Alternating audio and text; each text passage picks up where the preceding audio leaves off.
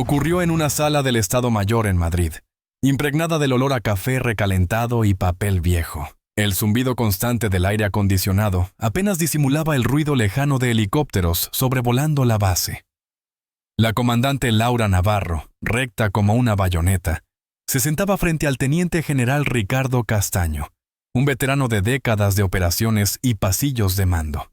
Él hojeaba el expediente de Laura con expresión neutra, hasta que alzó la mano derecha con 3 movimientos breves y precisos de los dedos.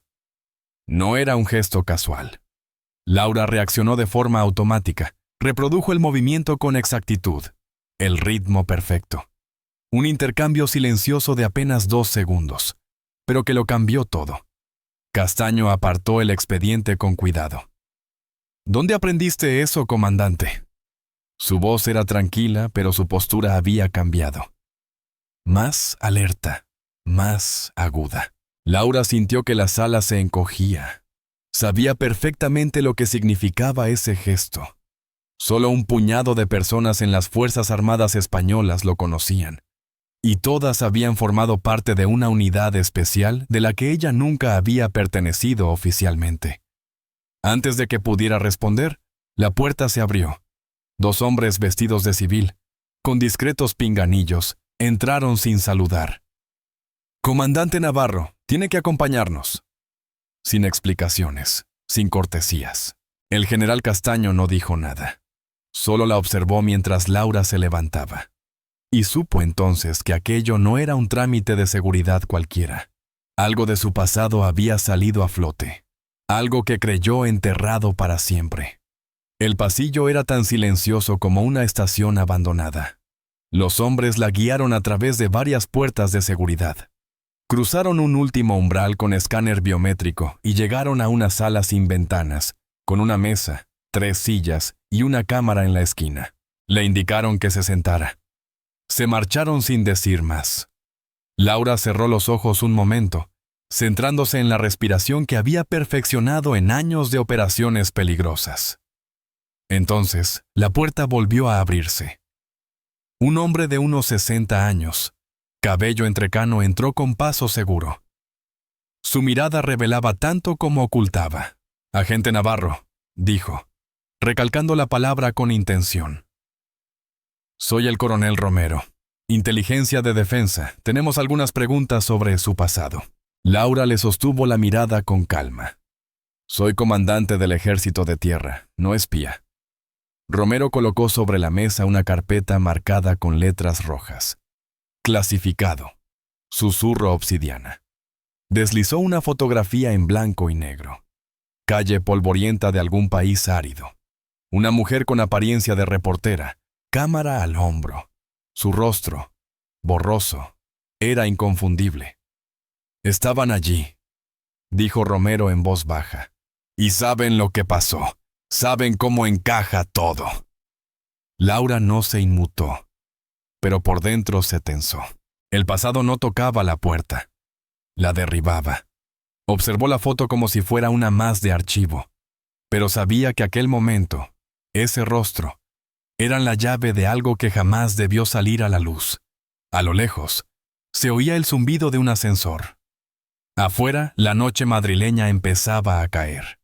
Y dentro, Laura Navarro comprendía que lo que venía no era un interrogatorio. Era el principio de algo más oscuro. La imagen de la fotografía seguía sobre la mesa como una amenaza muda. Romero, sin apartar la vista de Laura, deslizó una grabadora del tamaño de una palma. Pulsó play. Estática. Luego voces. Inglés entrecortado. Mensajes por radio. Tensión en el ambiente. Y en medio de ese caos, una voz clara, firme, inconfundible. La suya. Delta 1. Mantenga posición. Repito, mantenga posición. Laura no dijo nada. No hizo falta. Romero bajó el volumen. Esa grabación fue interceptada el 17 de abril de 2018 en Al-Hadim, Yemen. El mismo día que desapareció un equipo de operaciones especiales y explotó un laboratorio químico. Laura se irguió ligeramente. No era mi operación. Romero sonrió con sequedad. Claro, pero su voz está ahí. Y también alguien más. Con movimientos pausados, sacó una segunda foto. Esta vez, una captura satelital. Un convoy en mitad del desierto. Abajo, una línea escrita a mano. El Alocibe. Antes de que Laura pudiera responder, la puerta se abrió. Entró un hombre con uniforme de la Armada, con decoraciones impecables. El almirante Enrique Salvatierra. Solo con verle, Laura sintió un nudo en el estómago. Él sabía. Él había estado allí. Romero se levantó. Salvatierra no dijo nada. Solo le hizo un gesto. El coronel se retiró sin una palabra más. El almirante se sentó frente a Laura. Su rostro, más marcado por los años, parecía endurecido. Hay misiones de las que ni el presidente tiene el expediente completo, murmuró. Susurro Obsidiana es una de ellas. Laura bajó la mirada. Teníamos un trato. Salvatierra asintió lentamente. Y lo cumplimos. Durante años. Pero algo ha cambiado. Ayer captamos una transmisión cifrada, mismo código, y mencionaban su nombre. Le deslizó una tableta. En pantalla, una imagen difusa, capturada desde las alturas, un todoterreno negro. Dentro, una figura. Inconfundible. Laura sintió la sangre congelarse, un rostro que había visto derrumbarse bajo un edificio en Al-Hadim. No puede ser, susurró. Salvatierra no sonrió, lo que significa que si él está vivo, entonces saben que usted también lo está. El silencio se volvió pesado. Laura recordaba el momento con nitidez, el tiroteo, los gritos, el derrumbe, y aquel pequeño chip de datos que metió en su chaleco sin pensar. Nunca lo había abierto. Ni una sola vez. Lo olvidó. ¿O quiso hacerlo? ¿Qué quiere de Mina? Preguntó al fin. Que encuentre al hombre que aparece en esta imagen, y que lo haga rápido. Y en silencio. Salvatierra le deslizó un sobre. Dentro encontrará a su contacto. Es alguien que puede ayudarla, pero no le debe nada. Tenga cuidado. Laura abrió el sobre. Entre los papeles, un nombre familiar. Esteban Morales. Exanalista del CNI, ahora consultor privado. Experto en resolver problemas que nadie quiere reconocer oficialmente. Un hombre que siempre sabe más de lo que dice. Salvatierra se levantó. Está esperando en una cafetería a 2 manzanas de aquí. Luego, más bajo. Y comandante, no confíe en nadie más. Laura guardó los documentos y salió. El aire de la noche era espeso, y bajo las luces de la ciudad comprendía que acababa de cruzar un umbral del que ya no habría retorno. La cafetería se escondía en una callejuela tras el ministerio. Discreta. Con cristales empañados y aroma a café recién molido. Laura entró sin dudar, sus ojos recorriendo el lugar con rapidez. En el rincón más alejado, sentado junto a una máquina de discos antigua, estaba Esteban Morales. Vestía de forma informal, pero sus ojos revelaban la vigilancia perpetua de quien ha vivido demasiado tiempo entre secretos. «Has tardado», dijo mientras ella se sentaba. «Y tú no has cambiado nada», respondió Laura con tono seco. Esteban esbozó una sonrisa fugaz. «Eso dicen todos los que vuelven». Se inclinó hacia ella. «Así que, has vuelto. Alguien ha desaparecido», dijo ella sin rodeos. «Y si no lo encontramos, el pasado nos alcanzará a todos». Esteban sacó una tableta y comenzó a deslizar imágenes. «Empecé a buscar en cuanto supe que estabas implicada. No te va a gustar lo que encontré». Le giró la pantalla. Una imagen borrosa de una cámara de vigilancia mostraba a un hombre entrando en un vehículo oscuro. «Él es nuestro objetivo. La matrícula es falsa, pero fíjate detrás». Laura se inclinó. En el asiento trasero, una figura en penumbra. No hacía falta ver con claridad.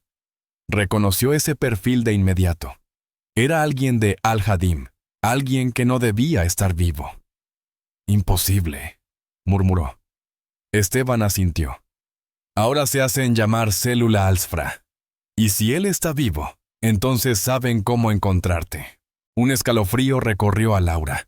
La imagen no era solo una pista, era una advertencia. ¿Dónde fue tomada esta imagen? Zona industrial al noroeste de Madrid, cerca de la vía del tren. 2 horas antes de la desaparición. Laura asintió. Vamos. El trayecto fue silencioso. La lluvia había vuelto a caer con insistencia, cubriendo las calles de un velo gris. Esteban condujo sin hablar, y Laura repasaba mentalmente cada detalle, cada nombre, cada error. Al llegar, aparcaron en una calle lateral. El lugar estaba desierto. Un polígono industrial a medio abandonar. Última posición conocida. Nave 14, indicó Esteban, señalando una puerta metálica oxidada.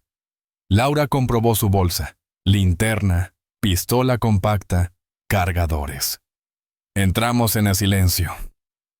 Dentro, la nave olía a aceite y metal. La luz entraba en franjas delgadas por las ventanas altas.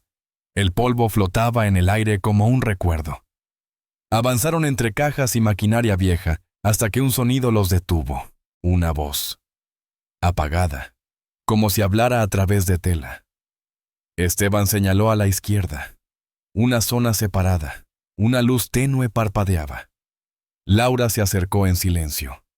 Miró por la esquina. Allí estaba. El hombre desaparecido, atado a una silla, cabeza gacha, sangre en la sien. Frente a él, el hombre de Al-Hadim, más envejecido, con cicatrices, pero sin duda él. Hablaba en voz baja, casi con dulzura, mientras jugaba con un cuchillo. Dime dónde está y vivirás. Laura retrocedió un paso. El corazón le golpeaba en el pecho. Esteban se agachó junto a ella. Si entramos ahora, lo arriesgamos todo. Si esperamos, estará muerto, susurró Laura. Tomó su arma, lista para actuar. Entonces, un clic metálico frío sonó justo detrás de su cabeza. Una voz desconocida susurró. Suelta el arma, muy despacio. Laura congeló cada músculo. El clic del percutor aún resonaba en sus oídos como un bisturí en el aire. Lentamente, bajó el arma hasta dejarla caer al suelo con un sonido sordo.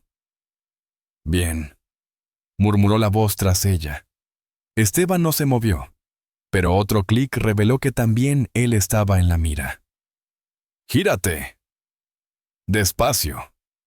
Laura obedeció.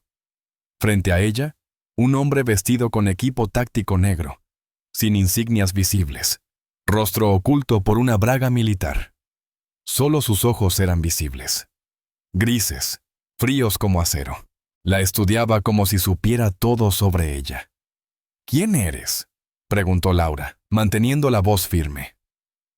Solo alguien que se asegura de que no interrumpas lo que está ocurriendo ahí dentro, respondió, dando un paso hacia ella con una brida de plástico en la mano. Escucha, intentó razonar Laura. Ese hombre morirá si no actuamos. Sabes que esto es más grande de lo que imaginas. El hombre sonrió apenas. Lo sé perfectamente, por eso vas a venir conmigo. Un golpe seco resonó. El encapuchado tambaleó. Esteban había aprovechado un descuido para golpearle con el codo. ¡Corre!, gritó. Laura se agachó para recuperar su arma, pero el encapuchado reaccionó con velocidad brutal. Un giro, una llave, y Esteban cayó al suelo. En segundos, ya tenía las muñecas atadas y un pie clavado en las costillas. Laura dudó. Podía disparar, pero el ruido alertaría a todos. Esa duda fue suficiente. El encapuchado la agarró del brazo y lo torció con fuerza. «Los dos venís conmigo, Kaja», gruñó. Los empujó por un pasillo lateral, lejos del prisionero. La luz se volvía más tenue. y lo único que se oía era el roce de sus pasos y el goteo lejano de agua. ¿A dónde nos llevas?, preguntó Esteban entre dientes. El encapuchado no respondió. Al final del pasillo, una puerta de acero. Pasó una tarjeta magnética y los empujó dentro. Era una sala estrecha, de hormigón, con una mesa, una silla y un portátil. «¡Siéntate!», ordenó a Laura. Ella lo hizo. En la pantalla, una transmisión en directo. En la imagen, el prisionero aún atado. El hombre de Al-Hadim tenía el cuchillo cerca de su garganta. La cámara hizo zoom, como si alguien estuviera controlándola desde otra ubicación. «Mira bien, comandante Navarro», dijo el hombre de ojos grises con voz suave. «Quizá entonces recuerdes por qué estamos haciendo esto». Laura sentía el pulso en los oídos. «¿Qué quieres de mí?». Él se inclinó hasta que su aliento rozó su oído. «Quiero que entregues un mensaje a Salvatierra, a todos los que creen que pueden enterrar el pasado. Diles que vamos a recuperar lo que es nuestro». La imagen en pantalla mostró al prisionero forcejeando. El cuchillo descendía, pero entonces la pantalla se tornó negra. Interferencia. Maldiciendo, el encapuchado agarró el portátil e intentó restablecer la imagen. Laura no lo dudó. Volcó la silla hacia atrás, rodó por el suelo y rasgó con fuerza la brida de Esteban. «¡Ahora o nunca!». «Ahora», gritó él. Corrieron hacia la puerta, pero en cuanto Laura tocó el picaporte, dos figuras más aparecieron en el umbral. Ropa táctica, armas en alto. «¡Manos arriba!». Laura y Esteban se miraron. No había opción de luchar. No ahora. Lentamente, levantaron las manos, sabiendo que cada segundo ganado era vital para lo que vendría después. Los dos hombres encapuchados mantenían sus armas apuntando al pecho de Laura. El ambiente olía a metal, humedad y tensión contenida. «Atrás, dentro de la sala», ordenó uno. Laura y Esteban dieron un paso atrás, pero antes de que cruzaran el umbral, un estruendo seco sacudió el pasillo, seguido por un destello blanco que cegó momentáneamente la sala.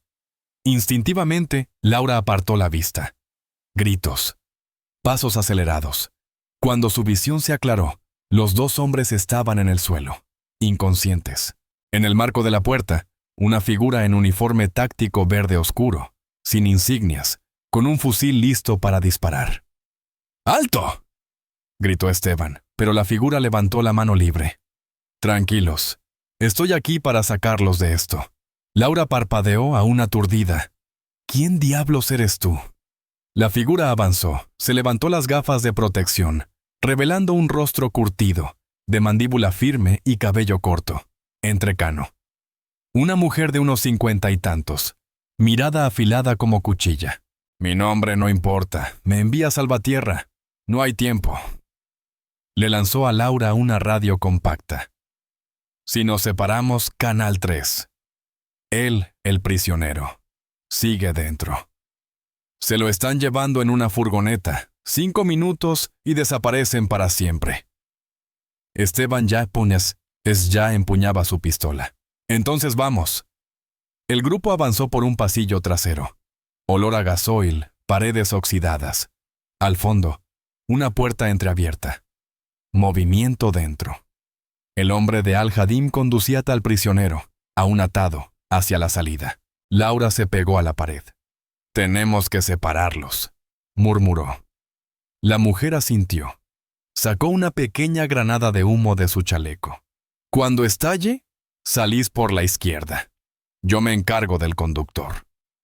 Tiró de la anilla y lanzó el cilindro. En segundos, el pasillo se llenó de una nube blanca espesa. Laura avanzó entre los gritos y la confusión. Una silueta apareció frente a ella, imponente. Era el hombre de Al-Hadim. Giró justo a tiempo para recibir un golpe con el hombro contra la pared. Un chasquido de metal. Un gemido ahogado. Esteban se unió enseguida, cortando las ataduras del prisionero con un cuchillo. «¡Vamos!», gritó Laura. Salieron a trompicones entre la niebla hasta alcanzar el exterior. El aire frío de la noche los golpeó como una bofetada. Al fondo de la calle, un SUV oscuro les esperaba. La mujer ya estaba al volante. ¡Subid! En cuanto las puertas se cerraron, aceleró con un giro brusco. Detrás, gritos, cristales rotos. El vehículo rugía sobre el asfalto mojado. El prisionero respiraba entrecortadamente, frotándose las muñecas. «No deberías haber vuelto», murmuró, sin mirar a Laura. Ella quiso responder, pero algo en su mirada la descolocó. No era alivio. Era miedo. Un miedo que decía más que 1000 palabras. La SUV se alejaba en la noche, pero Laura ya sabía que aquello no era una victoria. Era apenas la primera línea de un conflicto más profundo. Y el rostro que creía muerto ahora la buscaba. El rugido del motor llenaba el interior del SUV. La lluvia tamborileaba contra el techo como un metrónomo que anunciaba algo inminente. El prisionero, joven, delgado, con las mejillas hundidas, aún se frotaba las muñecas como si intentara borrar el recuerdo de las bridas. Laura lo observó. «¿Por qué dijiste que no debía haber vuelto?» Él la miró durante unos segundos, como si calibrara el peligro de lo que estaba a punto de decir. «Porque no sabes lo que realmente ocurrió en Al-Hadim. Esto no es solo una venganza, es algo mucho más grande. Explícate». El joven exhaló despacio. «Salvatierra no te llamó para rescatarme. Te mandó a encontrar algo que se perdió aquel día». Laura sintió un vacío en el estómago. ¿Qué se perdió? La lista. ¿Qué lista?, preguntó Esteban desde el asiento delantero, sin dejar de vigilar por el retrovisor. Una base de datos con nombres, ubicaciones, códigos. Todos los que participaron en el proyecto. Todos los que pueden destruirlo. «Tú estás en esa lista», dijo mirando a Laura. «Yo también. Y Salvatierra también». Silencio. Laura miró a la mujer al volante, que seguía conduciendo sin reaccionar, aunque sus nudillos se habían puesto blancos en el volante. «¿Dónde está esa lista?» «No lo sé con exactitud», dijo el joven. «Pero el hombre de Al-Hadim cree que tú conoces el código de acceso». «Eso no tiene sentido», murmuró Laura. Pero entonces, como un fogonazo, recordó. La noche del derrumbe. El caos. Un chip de datos, pequeño, anodino, que guardó en su chaleco. Nunca lo abrió. Lo olvidó. O quiso olvidarlo. Maldita sea. Esteban giró la cabeza. ¿Tienes el chip? Sí, en casa. La conductora intervino. No podemos ir allí. Demasiado obvio. Nos estarán esperando. Entonces necesitamos un sitio seguro, donde podamos analizarlo sin ser localizados. La mujer asintió. Conozco uno. Una vieja emisora de radio abandonada. 3 horas al norte. En mitad del monte. Sin cables. Sin señales. Difícil de encontrar. ¿Y si es una trampa?, murmuró Esteban. ¿Y si es nuestra única oportunidad?, respondió Laura. El joven prisionero se inclinó hacia adelante. Antes de que vayamos, debéis saber algo más. La lista contiene nombres que oficialmente no existen. Si esto sale a la luz, gobiernos caerán, alianzas se romperán. Nadie habló durante varios minutos. Esteban revisó su equipo.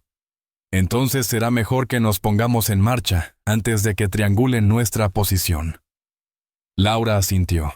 Ya no había vuelta atrás. Sabía que abrir aquel chip cambiaría el tablero por completo. Que la verdad no solo amenazaba su vida, sino el equilibrio de fuerzas del que dependía media Europa. La CBT-UB giró hacia el norte, devorando la carretera entre sombras. En el horizonte, un destello. ¿Un reflejo en el parabrisas? ¿O el brillo de una mira telescópica? Laura respiró hondo. No podía probarlo, pero lo sentía. No estaban solos. La carretera se estrechaba a medida que se adentraban en los bosques del norte. Las ramas de los árboles, pesadas por la lluvia, rozaban el techo del SUV. En el interior, el silencio era casi absoluto, roto solo por el zumbido del motor y el eco lejano de pensamientos no pronunciados. Laura miró por el retrovisor. A unos 200 metros, unos faros seguían su estela, imperturbables. «Nos están siguiendo», murmuró. La mujer al volante asintió sin apartar la vista del camino. «Desde que salimos del polígono industrial». El prisionero se encogió sobre sí mismo. «Si nos alcanzan, estamos muertos». Laura giró hacia el frente. «Entonces tendremos que perderlos». La conductora pisó el acelerador. El SUV rugió sobre el asfalto mojado. Detrás, el vehículo oscuro respondió con igual agresividad. «Esteban, baja el respaldo trasero», ordenó Laura. Él obedeció. Bajo el asiento había un compartimento oculto. Dentro, una escopeta recortada. Cargada. Impecable. «¿Disparo?», preguntó. «No todavía», respondió la conductora. «Demasiado ruido. La policía aparecería en minutos». Laura sentía cómo el pulso se le afilaba. No era una persecución cualquiera. El coche tras ellos era un mensaje. «Sabemos dónde estás, y vamos a por ti». «Gira a la izquierda, hacia el puente», indicó la mujer. Las ruedas chirriaron sobre el asfalto empapado. El coche enemigo les siguió sin dudar. «Conocen todos nuestros movimientos», murmuró Laura. «¿Les disparó las luces?», propuso Esteban. «No», dijo Laura. «Aún no. Necesitamos respuestas, no cadáveres». Entraron en una zona industrial abandonada. Naves con ventanas rotas, hierros oxidados, silencio absoluto. «Nadie conoce esta zona mejor que yo», dijo la conductora. «Quizá tengamos una oportunidad». Frenó bruscamente, giró el volante y metió el SUV en un callejón lateral. Apagó motor y luces. Durante unos segundos, la oscuridad los engulló. El coche perseguidor pasó de largo. Pero segundos después se oyó el rechinar de frenos. «Lo olieron», susurró Esteban. Laura abrió la puerta con cuidado y se deslizó fuera. «Voy a por él». «¿Sola?», preguntó Esteban. «Cuanto menos movimiento, mejor. Si lo atrapo vivo, sabremos quién lo envió». Se deslizó entre las sombras. La lluvia le empapaba la ropa, la tierra fría bajo las botas.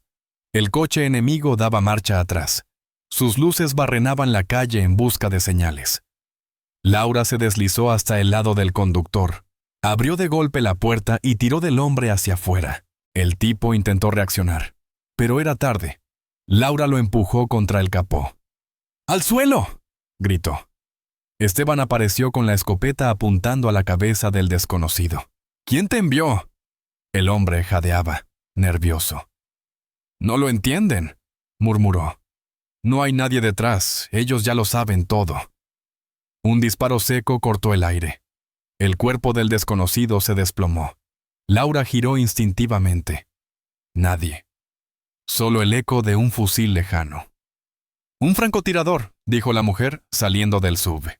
«Y no quería que supiéramos lo que este hombre sabía». Laura sintió cómo algo se cerraba dentro de ella.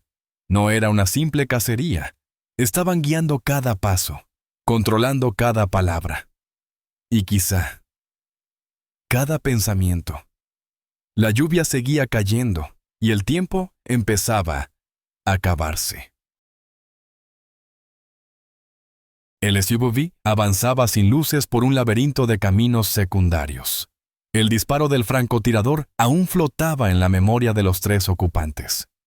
Nadie hablaba. El cadáver del desconocido había sido una advertencia. Alguien observaba, alguien decidía lo que podían saber. Finalmente, la conductora giró hacia una pista forestal. A lo lejos, entre los árboles oscuros y húmedos, apareció una torre oxidada, medio cubierta por la vegetación. «Bienvenidos a la emisora», dijo con voz baja. El lugar parecía abandonado desde hacía décadas. Ventanas tapiadas, puertas carcomidas, un aire pesado a madera podrida y polvo estancado. Aquí no nos encontrarán fácilmente, añadió la mujer mientras apagaba el motor. Entraron. Dentro, el silencio era absoluto. La única luz provenía de una pequeña lámpara de camping. Laura colocó sobre la mesa el pequeño chip que llevaba consigo desde Al-Hadim. Esteban lo miró con escepticismo. ¿Eso es lo que puede derribar gobiernos? 15 años durmiendo en un cajón, murmuró Laura. Y ahora arde en las manos. El prisionero montó su portátil, conectó una batería externa y preparó el lector de datos. Una sola oportunidad. Si tiene autodestrucción por seguridad, se borra todo. Laura respiró hondo. Hazlo. Durante varios minutos, solo se oyó el zumbido del portátil y el golpeteo de teclas. Luego, la pantalla comenzó a llenarse de líneas de código y caracteres incomprensibles. Está cifrado, murmuró el prisionero, pero responde a una firma biométrica. ¿La mía?, preguntó Laura. Él asintió. Tu frecuencia cardíaca, tu conductancia dérmica, todo lo que se grabó durante aquella operación. Laura colocó la mano sobre el sensor. Un pitido breve. Luego, los datos estallaron en la pantalla. Nombres. Cientos. Junto a cada uno, fechas de nacimiento, nacionalidades y, en muchos casos, inactivo o eliminado.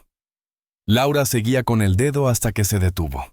Clark. Sin nombre, sin grado. Solo un código. Pero con una anotación demoledora. Estado de objetivo. Y era esto. ¿Clark también está en la lista?, murmuró Esteban. El prisionero asintió. Y eso significa que os está usando para eliminar amenazas, para eliminar su propio nombre. Laura se reclinó en la silla. Todo encajaba. Su reactivación, el misterio, la urgencia. Clark no quería destruir la lista. Quería encontrar quién lo amenazaba. Y luego, borrar la amenaza. Apágalo, dijo. Esteban levantó la vista. ¿Y si se da cuenta de que lo sabemos? La mujer en la ventana respondió sin girarse. Entonces intentará que no hablemos nunca más. Un crujido en el exterior. Una rama, demasiado fuerte para ser solo el viento. Laura cerró de inmediato el portátil y guardó el chip en el bolsillo de su chaqueta. Desde la oscuridad, un haz de luz atravesó las rendijas de una ventana tapada. «Tenemos compañía», susurró la mujer. Esteban cargó la escopeta. «¿Cuántos?» «Al menos 3, tal vez más». Laura sintió el chip arder en su bolsillo. «No vienen por nosotros. Vienen por esto». El golpe sordo contra la puerta principal hizo temblar las paredes. El tiempo se agotaba, y la verdad ya no podía esconderse más. El segundo golpe contra la puerta resonó como una campana de advertencia. Laura miró a la mujer en la ventana. «Necesitamos una distracción». Ella asintió con un destello en los ojos. «Tienes 3 minutos. No más». Esteban se posicionó junto a la puerta con la escopeta cargada. La mujer arrancó uno de los tablones de una ventana trasera y creó una abertura justa para escabullirse. «Cuando escuchéis el primer disparo, salid». Laura se acercó al prisionero. «¿Puedes correr?». Él asintió, aunque el miedo se le notaba en los gestos. «¡Vamos!». Se deslizaron por la rendija, bajo la lluvia, envueltos en oscuridad. El bosque mojado les daba algo de cobertura. A sus espaldas, el estruendo de una patada final derribando la puerta, seguido por gritos y un fogonazo. Esteban disparaba. Laura apretó los dientes y siguió avanzando. «Si volvemos ahora, todo será en vano», le susurró el prisionero. Tenía razón. Llegaron a una pendiente cubierta de barro que descendía hacia un arroyo. «Por ahí», señaló Laura. Se lanzaron cuesta abajo. El agua del arroyo les golpeó como cuchillas heladas. Avanzaron agachados entre las raíces. Desde la colina, luces se movían en todas direcciones, barriendo el terreno. ¡Adelante!, gritó una voz apagada por la lluvia. Laura metió la mano en su bolsillo. El chip seguía allí. Por un instante pensó en lanzarlo al agua. Acabar con todo. Pero entonces recordó los nombres. Las personas que aún vivían sin saber que estaban marcadas. No, ellos no, murmuró. Se sumergieron bajo unas ramas bajas, ocultos en un hueco entre raíces. Laura sentía su pulso en las sienes. El prisionero temblaba, más de miedo que de frío. ¿Crees que Esteban está vivo?, preguntó él. Laura no respondió. Solo pudo apretar la mandíbula. Las luces en la colina se apagaron. Un motor arrancó. No podían saber si eran los suyos o los enemigos. La lluvia disminuía. La oscuridad seguía, pero algo en el horizonte cambiaba. Un hilo pálido de luz. Laura sacó el chip y lo examinó a la luz de su linterna. Si conseguimos llevar esto al lugar correcto, podremos exponerlo todo. El prisionero la miró con seriedad. Y tenemos que hacerlo antes de que Clark nos encuentre. El silencio volvió. El bosque parecía contenedor de secretos. Laura apretó el chip con fuerza. Por los que están en esa lista, por los que no deben enterarse, y por los que ya no pueden defenderse. Salieron arrastrándose del escondite, dos sombras entre árboles mojados, portando una verdad por la que otros estaban dispuestos a matar. Y en el fondo, Laura lo sabía, esto no era el final, era solo el principio. El bosque se despejaba lentamente bajo una luz grisácea. Las ramas goteaban sobre el barro, y el silencio ya no era absoluto. Aves lejanas, hojas agitadas por el viento. El rumor de un mundo que despertaba sin saber que había estado a punto de arder. Laura y el prisionero caminaban en silencio. Mojados, con el frío clavado en los huesos, pero con una determinación silenciosa que los impulsaba a seguir. A sus espaldas, la emisora ya era solo una silueta entre árboles. No sabían si Esteban había sobrevivido, ni la mujer del comando. Pero lo que sí sabían era que aún estaban vivos. Y llevaban el chip. Encontraron un camino forestal abandonado. Allí, entre zarzas, oculto por lonas, había un viejo vehículo 4x4 oxidado, cubierto de ramas. Una de las antiguas rutas de escape que Laura había memorizado años atrás. Forzó la cerradura. Conectó los cables. El motor rugió con dificultad. Pero arrancó. No será rápido, dijo. Pero nos moverá. Durante las siguientes horas, avanzaron por caminos secundarios, evitando pueblos y señales. Pasaron caseríos dormidos, estaciones de servicio solitarias. El chip ardía en el bolsillo de Laura como si tuviera vida propia.